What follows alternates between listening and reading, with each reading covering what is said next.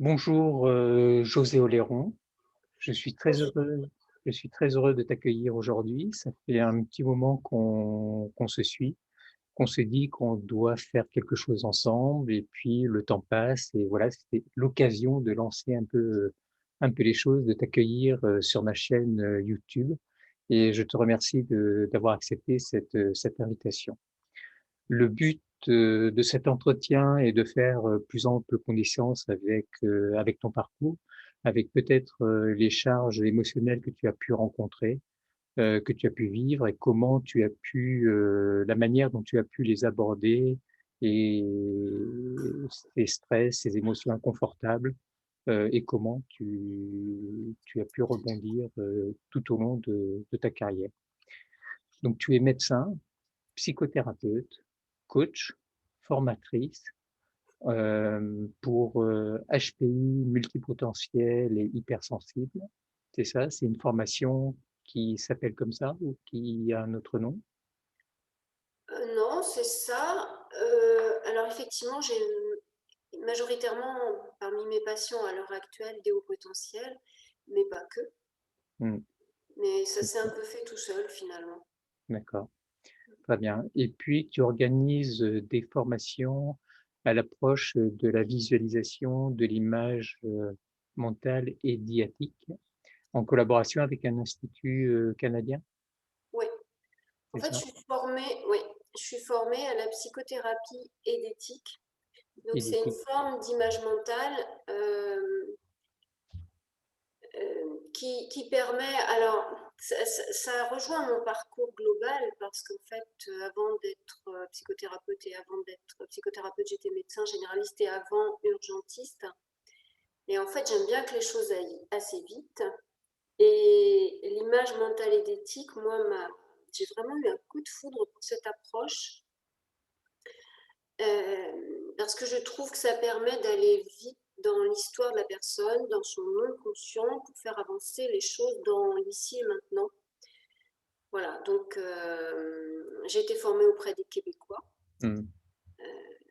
Mais l'image mentale et d'éthique est née à New York, en fait, avec son fondateur, Akhtar Hassan, qui est décédé il y a un an, je crois, qui était d'origine pakistanaise et qui a rejoint New York dans les années 50, où il a fini ses études et où il a été frappé à l'époque où la psychanalyse était l'idée dominante en psychothérapie, enfin émergente, importante. Il a été frappé par le fait qu'on laissait de côté le corps, les émotions. D'accord. Et il a eu à cœur de réhabiliter tout ça. Ça faisait écho pour lui avec son histoire familiale.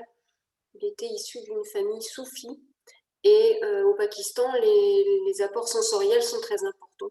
Voilà, donc il y a tout un concept théorique autour de tout ça qui est très très peu connu en France. On n'est même pas une dizaine, je crois, à être formés. Et moi, j'aime beaucoup cette approche que je trouve très complémentaire à d'autres approches que je pratique aussi, hein, les thérapies comportementales et cognitives, l'hypnose ericksonienne, que finalement j'utilise peu parce que je trouve que l'éthique enfin, me convient mieux. Et puis D'accord, voilà. OK. Donc on peut te retrouver sur, Link, sur Facebook et puis je crois récemment sur un site web que tu as mis Oui, en ligne, qui est en ligne là? oui, avec mon associé, on vient de le mettre en ligne il y a quelques semaines. C'est cabinet-go pour Guérin-Oléron. Et Ouais, puis go c'est sympa. Hein, ça oui, fait on y va. Hein. On arrête nos vieux comportements délétères et on fait autrement. .fr. d'accord. OK, très bien, merci. Bon, on a tellement de thèmes et de choses à aborder que je suis pas sûr que l'heure suffise, mais bon, certains thèmes pourraient suffire, à remplir l'interview, complète. Mais on aura peut-être l'occasion d'en refaire justement sur des thèmes bien particuliers. En quelques mots, est-ce que tu peux me raconter ton parcours? Parce qu'il est assez riche, il est assez varié et quels sont les événements qui ont pu le marquer et amener ces changements professionnels? Donc je suis médecin. À la fin de mes études de médecine, j'ai été interne en psychiatrie pendant 3 ans et demi, psychiatrie adulte. avec des urgences psychiatriques, des services fermés, avec des patients dangereux. Enfin, ça fait grandiloquent, hein, mais... et puis, à un moment donné, j'ai eu envie de faire le grand écart et je suis partie à l'extrême opposé. J'ai fait une formation, à l'époque, ça s'appelait la CAMU, Capacité d'aide médicale urgente, et je suis devenue médecin urgentiste, médecin SAMU. J'ai fait ça pendant 7 ans et à l'époque, les médecins SAMU n'avaient pas vraiment de statut. Ça a changé peu de temps après. Et puis, pour la vie de famille, c'était pas top. Enfin, en même temps, après, je me suis rendu compte que médecin généraliste, c'était pas top non plus. Et donc, j'ai arrêté la médecine d'urgence pour devenir généraliste. À l'époque, c'était quelque chose qu'on pouvait faire. Donc, je me suis installée comme médecin généraliste et assez vite, je me suis inscrite à une formation de thérapie manuelle. C'est l'équivalent de l'ostéopathie, mais pour les médecins. Ce qui m'a apporté tout un pan de la médecine générale, en particulier dans l'approche clinique, que j'ai trouvé extrêmement intéressante, très complémentaire de ce que j'avais déjà appris. Mais j'ai pas eu envie de pratiquer. Bon, de temps en temps, je faisais au cabinet, mais au décours d'une consultation. Et ensuite, j'ai commencé à faire des formations en psychothérapie, au départ par curiosité. Et puis petit à petit, j'ai eu envie de pratiquer au cabinet, donc j'ai commencé à pratiquer quelques heures dans la semaine. Et puis au bout de quelques années, j'étais mi-temps psychothérapeute, mi-temps médecin généraliste. Et en 2014, j'ai décidé d'arrêter la médecine générale et de ne plus faire que de la psychothérapie. Et je me suis formée au coaching au passage. Voilà. Alors, tout ça fait un peu décousu et ça peut paraître erratique. Pour moi, ça me paraît pas erratique. Mais Pendant longtemps, j'ai eu l'impression, je n'osais pas dire tout ça en me disant que ça faisait vraiment très dispersé. Et un beau jour, en travaillant en image mentale et d'éthique, en édétique, tout ce qu'on fait faire à nos patients, on le teste sur nous. Un peu comme si on était guide de montagne et qu'on emmenait les gens que dans des chemins qu'on avait déjà parcourus soi-même. Et donc un jour, en faisant une image mentale, j'ai réalisé que finalement, c'était l'image mentale du jouet préféré. L'idée de cette image mentale, c'est d'aller chercher chez la personne quelle est son essence, qu'est-ce qui, depuis qu'il est au monde, le met en mouvement, l'intéresse naturellement en dehors du formatage de sa culture et de ses parents, de son environnement. Et moi, j'étais très ennuyée parce que mon jouet préféré, je ne voyais pas du tout ce que c'était. Et là, je me suis rendu compte qu'en fait, c'était l'humain, mon jouet préféré quand j'étais petite. J'adorais observer comment fonctionnaient les humains. Et en fait, j'ai compris en faisant cette image-là, en la travaillant avec ma formatrice québécoise, Louise, et avec Oscar, le fondateur de l'Institut québécois, qu'en fait, finalement, ce qui m'avait motivée depuis toujours dans mon choix d'être médecin, c'était l'intérêt de l'approche vraiment holistique de l'être humain. Et du coup, en me retournant, je me disais que mon parcours, il était complètement cohérent si on le regardait avec cet éclairage-là. Voilà, donc j'y suis à la fin de ma carrière, mais j'y suis. du coup, c'est rassurant. Ça a du sens, en tout cas. En tout cas, ça a du sens. En tout cas, tout prend son sens dans l'ensemble de ton parcours et de ce que tu as pu faire. Ça prend le sens, un sens entier, là. L'holistique et la prise en charge holistique. Oui, et ça m'arrive fréquemment au cabinet de recevoir quelqu'un pour un trouble psy quelconque, pour un besoin de développement personnel, et en même temps d'aller regarder un peu ce qui se passe sur un plan clinique, mais je n'examine plus les gens maintenant. Mais bon, c'est tellement complémentaire que c'est resté partie intégrante de ma pratique, quoi. D'accord, très bien. Et pour réaliser tous ces changements, il faut pas mal d'énergie et pour rebondir aussi et où tu vas chercher, cette énergie? Est-ce que tu as des impulsions, des influences ou des rencontres qui t'ont permis de faire cette évolution?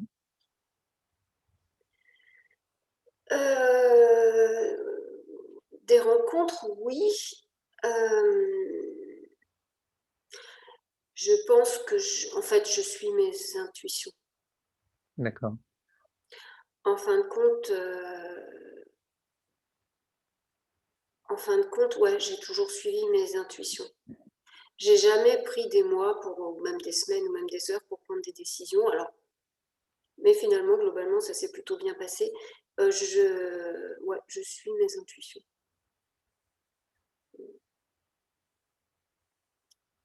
Alors, l'édétique, c'était un vrai coup de foudre avec à l'époque, c'est mon mari qui m'avait offert un stage en développement personnel, en groupe, et j'avais pas du tout envie d'y aller. Je pensais que le groupe, c'était naze. Je reprends mes mots de l'époque. Donc, j'avais pris ma voiture pour pouvoir me sauver si ça me cassait les pieds. Et dès la première demi-journée, l'animatrice m'a fait faire une image mentale qui m'a fait prendre conscience en quelques secondes, enfin, comme toutes les pièces d'un puzzle se sont mises en place à ce moment-là. Et je lui ai dit, mais c'est complètement génial cette approche, où est-ce que je peux apprendre ça? Et elle me dit, on démarre un groupe dans 15 jours. Et je lui dis, c'est super, ça correspond pile poil à mes vacances. Je m'inscris. Et je suis rentrée à la maison en disant à mon mari, eh bien écoute, tu vas partir en vacances tout seul avec les enfants parce que moi je vais faire la formation. Donc c'était à Millau, il m'a déposé au passage, il m'a repris en passant. Et depuis, j'ai jamais arrêté. En fait, ça a été le déclencheur. C'était le déclic. Ouais, Non, le cadeau de mon mari que je ne voulais pas, qui ne me plaisait pas et qui a été le déclencheur de tout le reste après. d'accord. En Ok. thérapie, en tout cas. Mhm. Ouais. Et tout au long de ton parcours, tu as dû rencontrer des freins à ton développement. Est-ce que ces freins étaient plutôt extérieurs, intérieurs? Et comment tu as pu les gérer?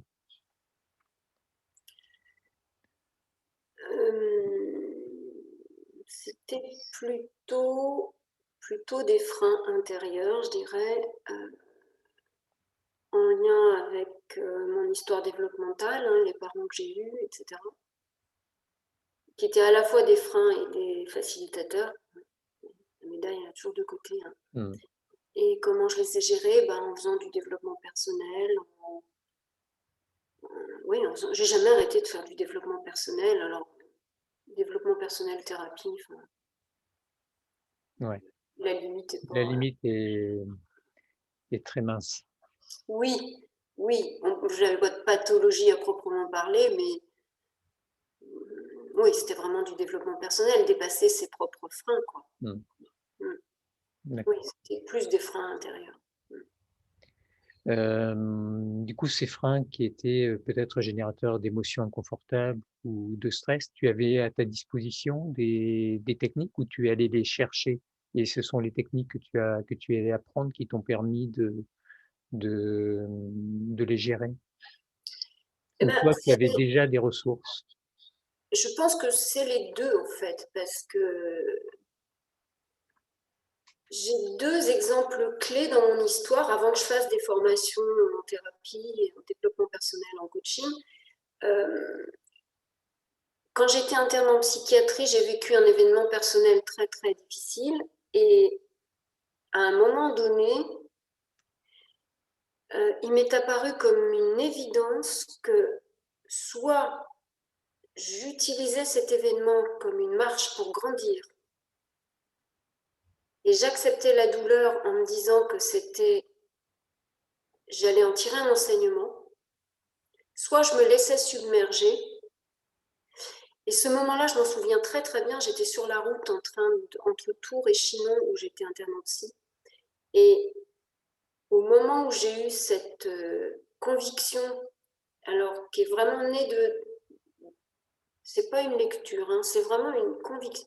À ce moment-là, j'ai pris conscience que si je ne me servais pas de cette situation, si j'en faisais pas un élément de croissance, j'allais sombrer. Et ça a été un vrai tournant. Et la deuxième situation, c'est, alors là qui est plus ponctuelle, c'est quand je faisais du SAMU, j'ai trouvé une ressource interne. Quand on est sur une intervention SAMU où la décision qu'on va prendre, et on n'a pas 2 heures pour prendre la décision et on doit la prendre tout seul. À l'époque, j'imagine que maintenant il y a plus on n'avait pas de téléphone portable, nous, à l'époque. Hein. Non. Donc, le médecin SAMU qui était sur une intervention, il se débrouillait tout seul. Il ne pouvait pas appeler un cardio ou un réanimateur, il fallait qu'il se débrouille.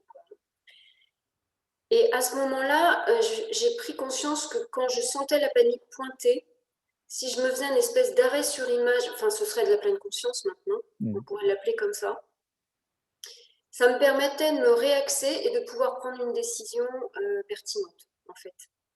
Et ça a été une découverte intérieure forte. Après, en travaillant en édétique, j'ai compris ce qui se jouait à ce moment-là, mais à l'époque, c'était très intuitif, quoi. Et c'est quelque chose que j'utilisais, que je faisais parfois pendant que je faisais un massage cardiaque ou pendant que j'intubais. C'est arrêter les pensées, respirer. Alors, ça prend un quart de seconde, une seconde. Alors que tout le monde autour s'agite. Ça a été un élément clé de ma vie, ouais. D'accord. Ok. Donc, en fait, des ressources internes que tu avais déjà et que tu appliquées de manière presque innée. Ouais, ouais. Alors, aussi, l'éducation que j'ai reçue où on ne lâche pas l'affaire, qui sont et une force et une fragilité. Une force parce qu'effectivement, je ne lâche pas l'affaire. Une fragilité parce que je vais trop loin.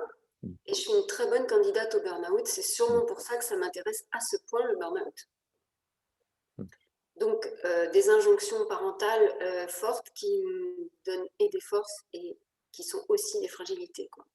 Bah, comme nous tous, hein. Comme beaucoup, oui. La connaissance de ces réactions aux émotions sont des Je facteurs crois que je t'ai importants. perdu, Vincent. Ah, tu es figé, effectivement. Alors, Ah, ça y est, ça ça y est, revient. ça revient. C'est bon. Ouais. Il y aura un petit boulot à faire. La connaissance des réactions aux émotions semble être un facteur important. Et pour toi, que représentent les alertes émotionnelles que nous pouvons avoir au quotidien? Est-ce que tu as Alors, tendance à les écouter ou bien tu passes au-delà? alors moi, j'ai pendant très longtemps été coupée de mes émotions. Et en particulier, quand je faisais du SAMU, j'étais tout à fait performante là-dessus. J'étais tout à fait capable de me couper de mes émotions. Alors, c'est fonctionnel quand on est sur une intervention SAMU, ça ne l'est pas le reste du temps. Et j'ai appris à les écouter, appris à les utiliser, appris à d'abord à prendre conscience que c'est constitutionnel, on ne peut pas faire abstraction de cet aspect-là de nous, et qu'en plus, si on prend le temps de les écouter, elles vont nous indiquer bien avant notre cerveau cognitif ce qu'on est en train de vivre. Et c'est vraiment pour moi un élément maintenant extrêmement pertinent et je m'attache à le travailler avec mes patients d'ajustement à l'environnement et aux modifications de l'environnement. Et maintenant, c'est quelque chose que je suis très attentive à mes émotions et à les sentir finement avant qu'elles aient besoin de crier très fort pour qu'on les entende, quoi. D'accord. OK. Donc plutôt une attention, quotidienne et heu et très, très particulière. Oui, oui, oui, et délibéré. Mmh. D'accord. Et selon toi, quelles sont les principales erreurs que la majorité des personnes peuvent faire devant ces émotions inconfortables et ces stress qui parfois les font un peu basculer ou les déstabilisent? C'est de vouloir les mettre couvercle. D'accord. Oui, pour moi, les émotions, d'abord, c'est important de comprendre quel est leur rôle. Mmh. Et pour moi, le rôle fondamental, c'est la survie. Alors, on n'est pas très différent de l'homme de Cro-Magnon, c'est le contexte qui a changé, mais le rôle des émotions est toujours le même. Donc, pour moi, c'est un élément important et plus on va refuser de les accueillir, plus elles vont être compliquées à gérer. Plus on va les accueillir et observer et dédramatiser en regardant et en essayant de comprendre ce que ces émotions nous indiquent, plus elles vont être pertinentes et nous permettre une meilleure adaptation. Et est-ce que tu penses qu'on peut le faire, par, nous-mêmes ou on a besoin de les exprimer à une tierce personne? Proche ou neutre ou Bah, je pense qu'au moins, dans un premier temps, ça peut être intéressant de le travailler avec un thérapeute, c'est-à-dire quelqu'un avec qui il n'y a pas d'enjeu, ouais, avec qui il y a une confidentialité, un respect, etc. Dans un premier temps, je pense que c'est important de travailler, oui, avec un thérapeute pour les comprendre, savoir comment on les ressent, etc. Et puis après, on devient autonome avec ses émotions et ensuite, on peut apprendre effectivement à les partager avec d'autres, avec les gens qui sont importants pour nous, et apprendre à les partager à bon escient, mmh, à la hauteur de ce qu'on a envie de partager avec l'autre, de ce qu'on a envie de montrer de soi. Hein, c'est-à-dire qu'on n'est pas non plus obligé de les déverser à tout va et on peut choisir ce qu'on a envie de montrer à l'autre. d'accord. Et c'est un outil important, je pense, dans la communication, dans l'affirmation de soi, dans l'expression de nos besoins, dans nos émotions sont importantes. Elles ne se discutent pas d'ailleurs. Hein. On peut discuter avec quelqu'un du choix qu'on fait dans une situation, mais ce qu'on ressent, ça ne se discute pas. Mmh. Mm. Oui, elles sont là, on doit les accueillir et essayer de les comprendre. De comprendre ce qu'elles nous indiquent, oui. Oui, Ouais. De toute façon, je pense que si on ne les accueille pas, de toute façon, ce que disait Oscar, mon formateur québécois, c'est que, en éthique, c'est que de toute façon, sinon, elles gèrent nos comportements à notre insu. mmh, Alors que quand on les accueille, qu'on les regarde, qu'on essaie de comprendre ce qu'elles ont à nous dire, à partir de ce qu'on sent, on peut choisir délibérément le comportement d'adaptation qu'on va adopter. Alors d'accord. que si on les met sous le tapis, elles vont gérer nos comportements à notre insu. Mmh. OK. Au risque de ressurgir un jour et de manière, plus ou moins violente? Plus ou moins violente et plus ou moins adaptée, inopinée, pas Ouais. au bon endroit, quoi. Mmh. Mm. Oui. D'accord, très bien. Donc tu parles beaucoup d'images, mentales, et d'éthique. Est-ce que tu peux nous expliquer un peu plus à quoi ça correspond et comment toi tu l'utilises dans ta prise en charge, dans tes prises en charge? Et est-ce que tout le monde peut y accéder? Alors, je pense que tout le monde peut y accéder, plus ou moins facilement. Il y a Oui, des gens pour qui c'est très facile, d'autres, il faut un peu d'entraînement. En fait, l'image mentale et l'éthique, c'est comment notre cerveau et notre corps a encodé toutes les expériences qu'on a vécues depuis qu'on est né, peut-être même un peu avant, qui vont se manifester sous forme sensorielle. Et quand on a une difficulté à un moment donné, on peut aller travailler enfin, si on travaille cette difficulté en image mentale et d'éthique, imaginons que une situation, et je pense à quelqu'un qui m'en a parlé à ce midi-là, une situation qui paraît banale en apparence, mais qui l'a chahuté émotionnellement plus que ce qui semble logique sur un plan cognitif. Si on analyse la situation cognitivement, il n'y a pas de raison d'être bouleversé à ce point. L'hypothèse qu'on peut faire dans ce cas-là, c'est que cette situation va nous remettre dans nos schémas cognitifs anciens, ou va réveiller une situation du passé. Et du coup, on peut aller travailler la situation en image mentale, faire émerger la sensorialité qui accompagne. L'image mentale, c'est image au sens de tous les sens qui sont réveillés, on va dire, quand on laisse venir une situation. En fait, c'est compliqué d'expliquer ce qu'est l'image mentale et l'éthique, alors que si on fait faire une image, la personne a tout de suite compris, ça se vit mmh, l'image mentale en fait. Hein. Et du coup, on va pouvoir aller chercher à quoi ça fait référence dans notre histoire. Et on va pouvoir décoller la réaction d'aujourd'hui de la réaction plus foisonnante du passé. Je ne sais pas si je suis très claire. si. Et du coup, il y a une guidance, donc tu réalises une guidance de la personne. Oui, Tu en fait, lui demandes j'accompagne. d'aller chercher une image? et après tu la guides ou est-ce que tu sais pas quelle image qu'elle a trouvée? Alors, je ne peux pas préjuger de ce qui va se passer. Je vais juste la guider dans son image. Alors, il y a tout un tas de techniques Mmh, pour guider l'image. Euh, on va d'abord faire une bonne centration pour que la personne s'extrait de son quotidien.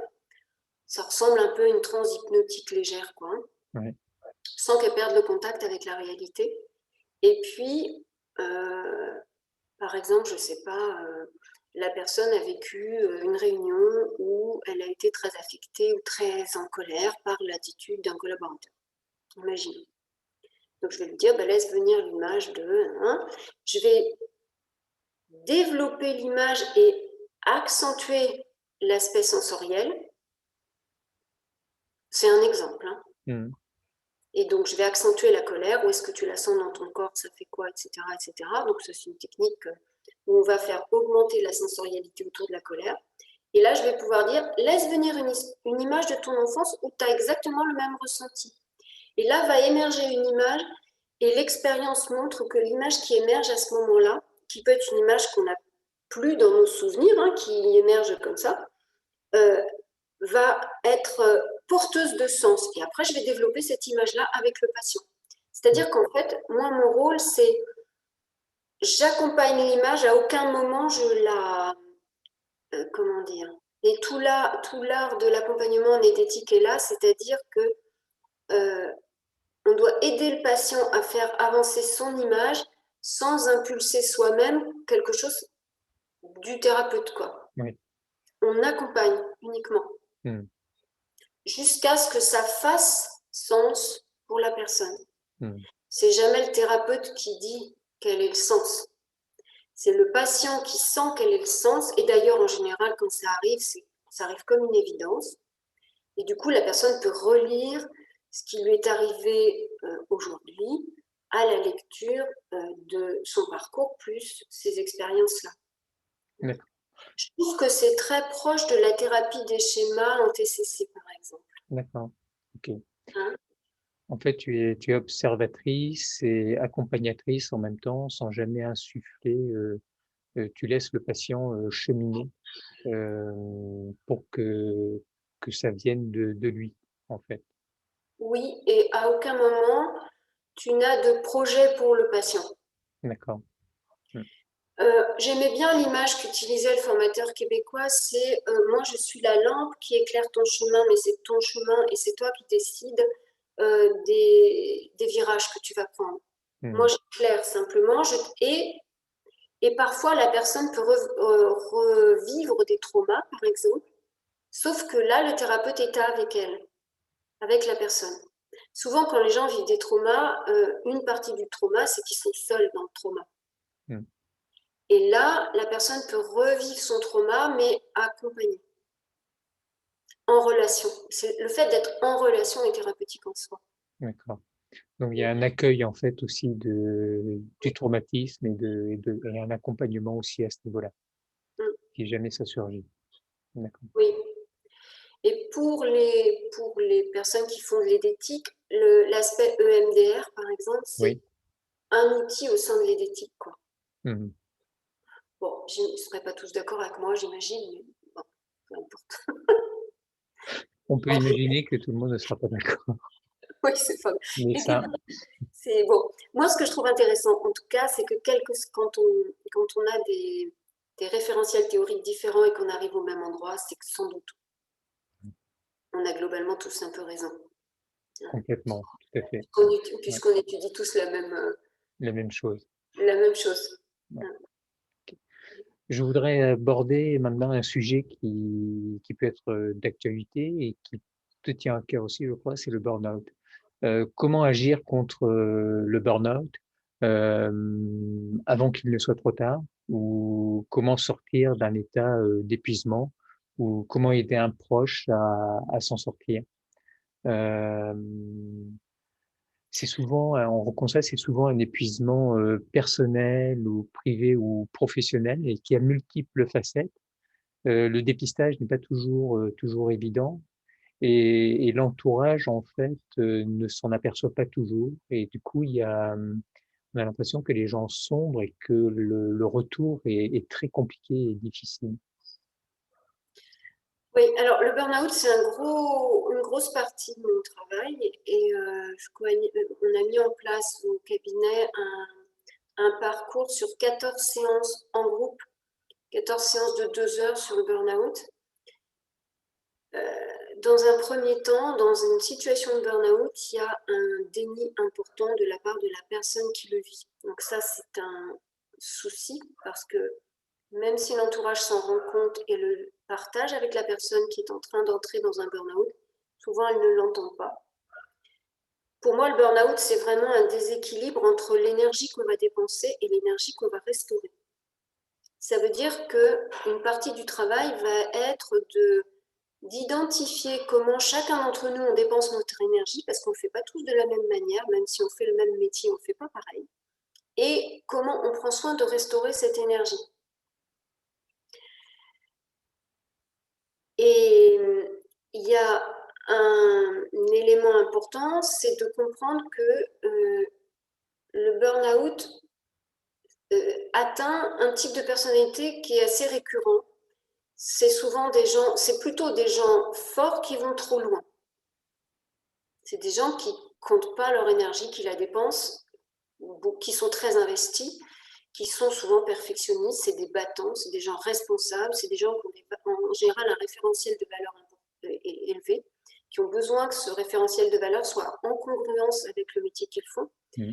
Et c'est des gens pour qui le travail, alors si c'est un burn-out professionnel, parce qu'il existe des burn-out familiaux aussi, mais ça interroge toujours le sens du travail pour la personne. Ça atteint des personnes pour qui le travail participe à la réalisation de soi. Quelqu'un qui va avoir un travail purement alimentaire et qui va se réaliser à l'extérieur, ailleurs, va pas faire de burn-out professionnel. Par contre, il peut le faire ailleurs, son burn-out. Et ces personnes-là qui sont des battants, qui sont très investis, etc., s'ils ne sont pas attentifs à restaurer leur énergie à hauteur de ce qu'ils dépensent, à leur énergie physique, émotionnelle et cognitive, les trois aspects, eh bien, dans un travail où ils sont valorisés, où ça a du sens, etc., ils peuvent très longtemps, voire tout le temps de leur vie professionnelle, rester en bonne forme.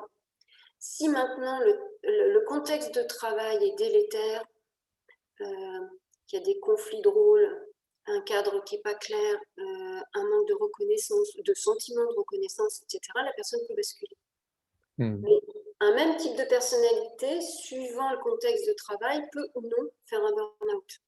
Et puis après, il y a le contexte global d'accélération, etc., etc., et de situations économiques difficiles, par exemple, parce que si une personne à risque de burn-out dans un travail donné pouvait donner sa démission et trouver un autre travail derrière, elle serait en bonne santé. Sauf que si elle se sent coincée dans son travail, elle va dépérir, quoi. D'accord. OK. Mm. Et on peut imaginer, du coup, quelqu'un qui est très investi dans son travail, qui peut être indépendant, au niveau professionnel et être toujours à la limite et ne pas basculer? Oui, alors oui, oui, oui. Par contre, oui, oui, complètement. De même que quelqu'un c'est un processus le burn-out, hein, ça veut dire c'est comme un chemin. Si on en prend conscience avant d'être tombé dans le trou, on peut faire marche arrière. Mmh mh. Et d'ailleurs, c'est pour ça que chaque fois que je peux faire une conférence sur le burn-out, je le fais parce que je trouve que c'est important que les personnes qui sont à risque en aient conscience parce que la prévention est beaucoup moins coûteuse à tout point de vue que la thérapie. Et à tout moment, on peut faire marche arrière sur ce chemin-là. Donc, même des gens qui sont autonomes, qui n'ont pas de, de hiérarchie, de gens à manager, etc. À partir du moment où ils sont très investis, l'investissement, c'est le premier stade du burn-out, hein. Donc, dès qu'une personne est investie, ça la met à risque de burn-out. Mmh. Si par contre, elle a conscience de comment elle dépense son énergie et comment, la dernière, j'ai eu une séance là, avant-hier avec notre groupe, là, même quand on est en train de travailler, ce que je leur expliquais, c'est que moi, quand je faisais du SAMU, il y a une décharge d'adrénaline qui est hyper importante. Et en même temps, Si on est en conscience que ce qu'on fait a beaucoup de sens et qu'on a servi à quelque chose, on a à la fois dépensé de l'énergie et restauré de l'énergie. Donc le bilan, il peut être à l'équilibre. Il faut le faire en conscience, c'est-à-dire prendre le temps de se dire, et ça c'est un truc que je faisais quand j'étais au SAMU, je pense qu'il n'y a pas une journée où je ne me disais pas, ouais, ça vaut le coup. J'ai pas dormi cette nuit, mais il y a eu ça, ça et ça vaut le coup. Et c'est vraiment avoir c'est comme une hygiène en fait, une hygiène avec soi-même, hein. Mm. C'est-à-dire, je dis souvent à mes patients, on fait des kilomètres avec notre voiture, on trouve tout à fait normal de passer à la pompe et de remplir le réservoir. Et nous, on voudrait dépenser notre énergie sans jamais passer à la pompe. Ben, Mm. ça ne marche pas. Et donc, c'est chacun d'entre nous, on est tous différents là-dessus, apprendre à qu'est-ce qui, moi, me ressource et s'apporter ça, en fait. D'accord. Ok. Et au niveau de la prise en charge, du coup, ce sont des thérapies, il y a une reprise en charge globale ou bien tu le fais? Ben, on a une prise en charge à la fois en séance individuelle et en séance de groupe. Dans un premier temps, quand les gens sont épuisés, il faut d'abord qu'ils se reposent, hein. Donc, moi, j'ai la chance d'être médecin, donc de pouvoir mettre les gens en arrêt maladie. Parfois, il y a besoin de faire un apport physique, hein, parce que souvent, il y a des lombalgies, des Mm. céphalées, des troubles digestifs, hein. Il y a souvent des symptômes somatiques donc qu'il faut prendre en charge. Et après, il y a toute une partie psychoéducation, hein. Il faut comprendre ce qui nous arrive pour pouvoir le prendre en charge. Et puis après, eh bien, petit à petit, on va mettre en place des outils. Alors, ça va être adapté à chaque personne, hein, mais petit à petit, on va amener les gens à, à mettre en place dans leur vie des outils. Qui sont, D'accord. alors, j'utilise des outils de TCC, des outils d'analyse transactionnelle et des outils d'éthique et de coaching. En fait, je fais un mélange de tout ça en fonction des besoins de la personne. D'accord. Ok. Donc, c'est une prise en charge un peu à la carte et personnalisée en fonction de la personnalité Oui, oui. la Et personne que je me tu as en rends face compte de toi, que souvent, c'est les mêmes outils qui reviennent. qui reviennent. D'accord. Oui, ouais. Et c'est à partir de là, d'ailleurs, que j'ai construit le cursus sur 14 séances. C'est en faisant une progression à partir des outils que je me suis rendu compte que j'utilisais quasi systématiquement. Hmm. Je les ai organisés sous forme de progression. D'accord. Ok. Très bien. Le temps passe et j'aurais voulu que tu parles d'un autre de tes points, de tes points forts et que tu utilises, c'est les multipotentiels, les hypersensibles. Tu m'as dit Oui, que naturellement, tu avais une patientèle qui s'était plus ou moins sélectionnée, que tu en avais pas mal, euh, que tu es formatrice pour une formation, pour une équipe potentielle et hypersensible. Euh, Comment tu abordes ça? Comment ces personnes-là sont amenées à venir te consulter? Est-ce que c'est dans un cadre parce qu'ils ont atteint justement un burn-out ou autre chose? Ou comment? alors, alors d'abord, je pense qu'il y a le bouche à oreille. Ouais. Souvent, les hauts potentiels, les hypersensibles, ils ont choisi intuitivement des amis qui fonctionnent comme eux et du coup, ils se refilent mon téléphone. Mhm. Je ne l'ai pas fait délibérément, hein, ça s'est fait tout seul. Euh, Souvent, d'ailleurs, ils viennent me voir, ils ne le savent pas qu'ils sont au potentiel et au bout de 2, 3 séances, je me dis, tiens, c'est un mode de fonctionnement que je reconnais, donc je les envoie se faire tester parce que je trouve que ça me paraît important de mettre un mot dessus et de vraiment se faire tester pour savoir exactement de quoi on parle et ça leur permet de bien comprendre, euh, de comprendre leur fonctionnement cognitif et de comprendre en quoi ils divergent du plus grand nombre de manière à pouvoir choisir des stratégies d'adaptation qui soient moins coûteuses en énergie en fait. Mhm. Et restaurer l'image d'eux-mêmes qui est souvent défaillante. D'accord. Et du coup, tu vas utiliser quel test tu vas faire? Ah ben j'envoie, alors c'est pas moi qui les fais les tests, hein. Je les envoie chez une neuropsy qui est bien habituée à faire ça. Et c'est le VEIS, hein, chez l'adulte, et D'accord, puis chez l'enfant, c'est le pendant pour les enfants. Alors, d'accord. je suis très peu d'enfants. J'en suis quelques-uns qui sont des enfants que j'ai connus quand j'étais généraliste, mais c'est à la marge, hein. Je suis des adultes. Donc, c'est le test classique. Mmh. Là, une fois qu'ils sont testés, ils reviennent me voir et on va travailler sur la prise de conscience de ce que ça entraîne dans leur mode de fonctionnement et comment ils peuvent se mettre en difficulté ou pas avec des gens qui ne fonctionnent pas comme eux, quoi. Et comment on va pouvoir choisir des stratégies d'adaptation qui soient plus pertinentes, moins coûteuses en énergie. Mmh. Déjà, comprendre comment on fonctionne et comprendre qu'on ne fonctionne pas comme 98% des gens, ça permet de lâcher quelque chose. Donc, tu organises aussi du coup des groupes pour ces personnes-là? Oui, on a, Des, alors, des groupes de parole ou c'est des groupes thérapeutiques. des groupes thérapeutiques? Ouais.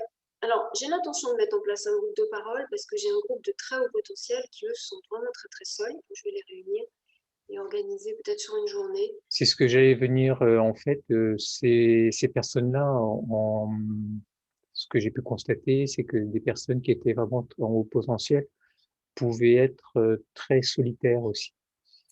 Oui, et ben, par définition, comme c'est 0,99% de la population, Mm. euh, ils rencontrent peu de personnes qui fonctionnent comme eux. Donc avec un sentiment de bizarrerie, d'inadaptation, etc. Et je me dis que le fait de les faire se rencontrer, donc je l'ai déjà fait de temps en temps, de mettre en contact deux personnes qui sont devenues amies d'ailleurs, c'est chouette. Ça permet aussi de se rendre compte que quand on est avec des personnes qui fonctionnent sur le plan cognitif comme nous, on est plus confortable. Euh, et puis d'échanger sur quelles ont été les prises de conscience, comment ils se sont mieux adaptés, etc., avec des pairs. Donc ça, c'est quelque chose que je vais mettre en place bientôt. Ça, c'est entre le groupe de parole et c'est du développement personnel, on va dire. C'est pas de la thérapie, c'est du développement personnel. Mm. Hein, on est limite D'accord. développement personnel coaching, mais c'est moins light que le groupe de parole. Et sinon, j'anime un groupe d'affirmation de soi pour haut potentiel intellectuel. Mm. Parce qu'en fait, souvent, l'hyper-empathie qui va avec prive un peu les personnes de s'affirmer. Mm. Ils ont besoin d'acquérir c'est une compétence sociale, en fait. Alors ça, c'est TCC pur et dur, hein. Donc, thérapie comportementale et cognitive. Donc, l'idée, c'est vraiment de leur apporter des outils pour mieux s'affirmer dans le quotidien, D'accord. dans la vie privée et la vie professionnelle. Ok, très bien. Tout ça est très intéressant et ça nécessiterait quasiment une séance rien que pour ça. Dans cette période de confinement, déconfinement, on vient un peu à l'actualité.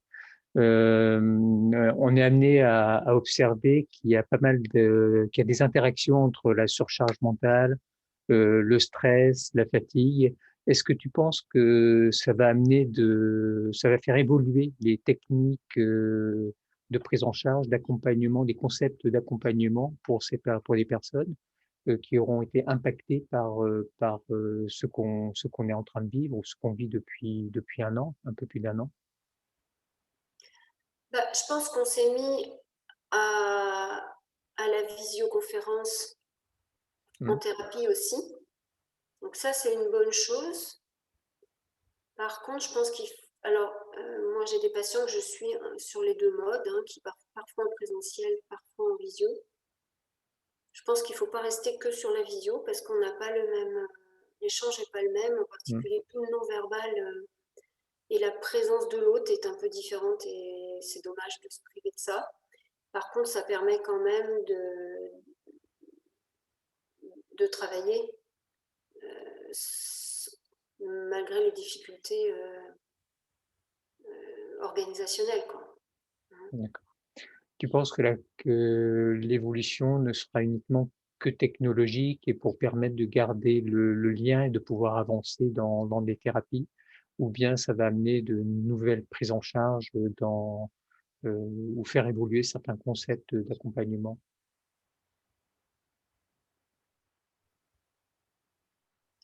Je sais pas quoi te répondre. Je sais pas quoi te répondre parce que, en fait, moi, je suis beaucoup plus branchée sur j'espère que ça va changer et que ça va faire, bouger le paradigme sociétal. Je pense que enfin, j'ai du mal à le voir que sur le plan psychothérapeutique.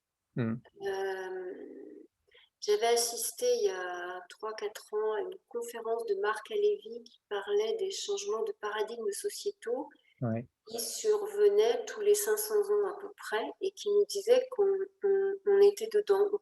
Et je me souviens très bien, il avait dit que pour lui, il allait y avoir un événement qui allait faire basculer le changement de paradigme sociétal. Et j'ai l'impression qu'on est là-dedans. Alors, du coup, j'ai du mal à voir comment ça peut se décliner que pour la psychothérapie, mais moi, je pense enfin, et j'espère aussi, qu'on va vers un vrai changement sociétal, quoi, en profondeur. Du coup, ça devrait déboucher aussi sur un changement dans la prise en charge en thérapie, mais je ne peux pas le voir que sous ce bout de lorgnette-là, quoi. Tu vois ce que Ouais. je veux dire? Mmh. Ça ne peut être que global et Ah, je pense, ouais. ouais, je pense que s'il y a un changement, au niveau de la société, il y aura inévitablement un changement dans les prises en charge que l'on peut réaliser, je pense. Mhm. Oui. Oui, on peut espérer qu'il y ait ce changement, sociétal, mais Mais il est j'espère, difficile à ouais. il est difficile à voir pour le moment. Pour le moment, ouais, c'est timide, hein. Ouais, Ouais. vraiment. Bah, très bien, on arrive pratiquement à l'heure de notre entretien. Est-ce que tu voudrais ajouter quelque chose à tout ce qu'on a pu dire? Ça nécessiterait quasiment, je te dis, une deuxième séance, hein, et sur des points, plus Sur des précis. points plus précis, Oui, oui. exactement, sur des questions, une question, développer une question et ne pas survoler. Mais là, j'avais envie un peu de survoler, toute la panoplie un peu de ce que tu pouvais faire. Est-ce que tu voudrais rajouter quelque chose? Ouais, je crois que je vais rajouter un truc, c'est que depuis 2 ans, j'interviens en entreprise sur des cycles ça s'appelle Manager Ressources. Et ça, je pense que ce type de changement en entreprise peut accompagner un changement de paradigme sociétal où l'être humain, le fait de prendre en compte l'être humain autrement au sein d'une entreprise peut être bénéfique pour l'être humain. Et là, pour l'instant, les entreprises qui ont fait cette transformation-là ont des résultats, même en termes purement comptables, qui semblent être vraiment meilleurs. Alors c'est top parce que ça prouverait que quand on fait attention à l'être humain, à son bien-être au sens large et pas Mmh, que la praline, hein, c'est gagnant-gagnant, quoi, hein.